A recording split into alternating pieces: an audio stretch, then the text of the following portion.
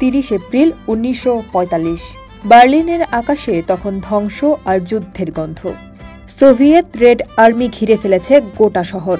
ক্রমেই এগিয়ে আসছে হিটলারের সর্বশেষ আশ্রয়স্থলের দিকে।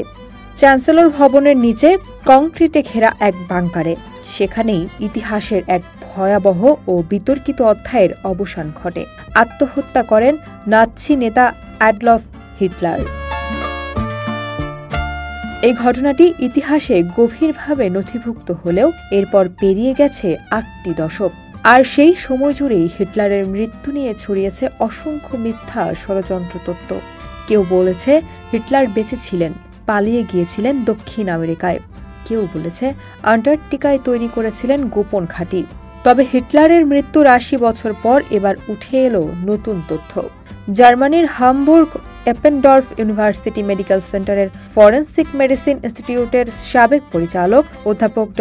ক্লাউস পুশেল তার সদ্য প্রকাশিত বইতে তুলে ধরেছেন এক চমকপ্রদ বিশ্লেষণ।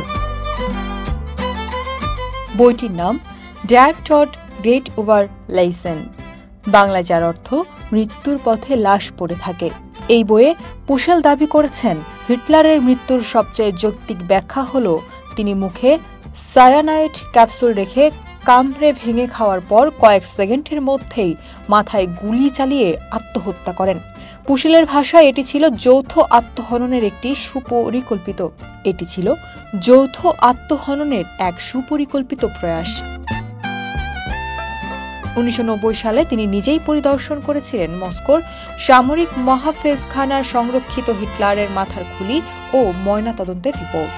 সেই অভিজ্ঞতার ভিত্তিতেই পুশেলের দাবি দাঁতের গঠনের নমুনা ও খুলির আঘাত হিটলারের পরিচয়ের সঙ্গে সুনির্দিষ্টভাবে মিলে যায়।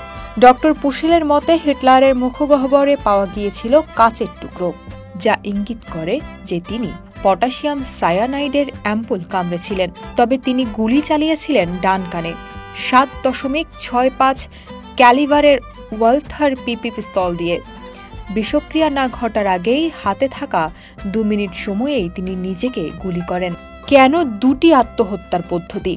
পুশেল বলেন, মৃত্যুকে নিশ্চিত করতেই হিটলার বেছে নিয়েছিলেন এই যুগপৎ প্রক্রিয়া। তবে এখানেই শেষ নয়। বইটিতে হিটলারকে ঘিরে থাকা আরেকটি বহুল প্রচলিত গুজবেরও ব্যাখ্যা দিয়েছেন পুশেল। তিনি জানান হিটলারের একটি অন্ডকোষ ছিল না। এ নিয়ে 2টি ব্যাখ্যা উঠে এসেছে। প্রথমটি 1916 সালে প্রথম বিশ্বযুদ্ধ চলাকালে হিটলার আহত হয়ে তা হারান। দ্বিতীয়ত, ল্যান্ডসবার্গ কারাগারে বন্দিত্বকালে একজন মেডিকেল অফিসার তার বা অন্ডকোষ না থাকার বিষয়টি শনাক্ত করেছিলেন। এদিকে হিটলারের নির্দেশ ছিল তার মৃতদেহ যেন সোভিয়েত বাহিনীর হাতে না পড়ে। তাই আত্মহত্যার পর তার বিশ্বস্ত সহচররা তার দেহ চ্যান্সেলরির বাগানে নিয়ে গিয়ে আগুনে পুড়িয়ে ফেলেন। কিন্তু দাহ প্রক্রিয়া সম্পূর্ণ হওয়ার আগেই সেখানে পৌঁছে যায় সোভিয়েত সেনারা।